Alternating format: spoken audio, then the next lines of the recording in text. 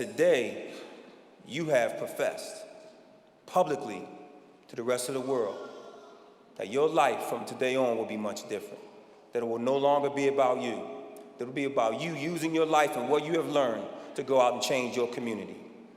My own life was changed by some people who were not from my community. My mother raised 8 children as a single mom.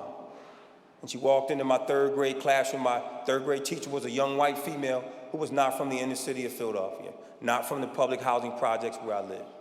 She walked in and she said, "I need help. One of my children must go to school and graduate from college."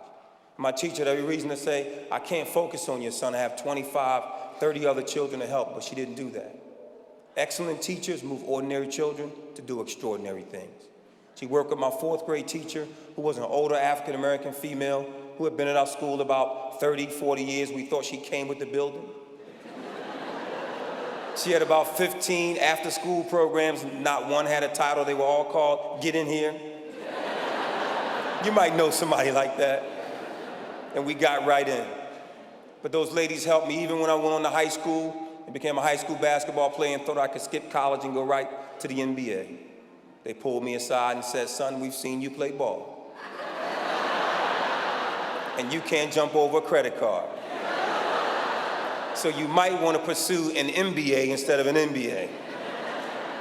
And those teachers encouraged me to become a teacher. And I spent 10 years in the middle school in the same neighborhood where I grew up.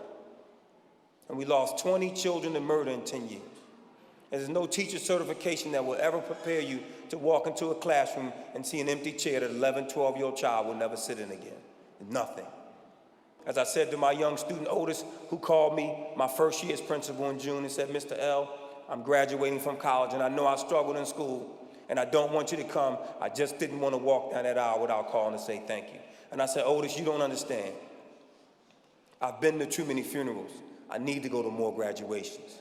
And I called my wife and I said, "You remember Otis?" And she said, "Yes, we're going." 100-degree temperature, folks, people passing out in the heat. We took pictures of Otis with his professors, with his friends. We took pictures of Otis with people he didn't even know.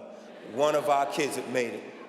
That was in June of 2000. In June 2004, Otis Bullock graduated from Temple Law School, and it was the greatest day of my life as an educator.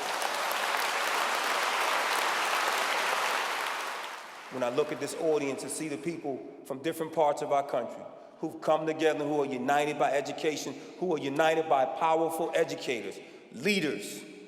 See, because leadership is about service. If you don't serve, you can't lead. So you now have the mandate of going out into the community, of going back home to your neighborhood and saying to someone who told you that school is not for them, and saying, "You can do it, look at me." You must find someone and say, "You can be me because I was once you."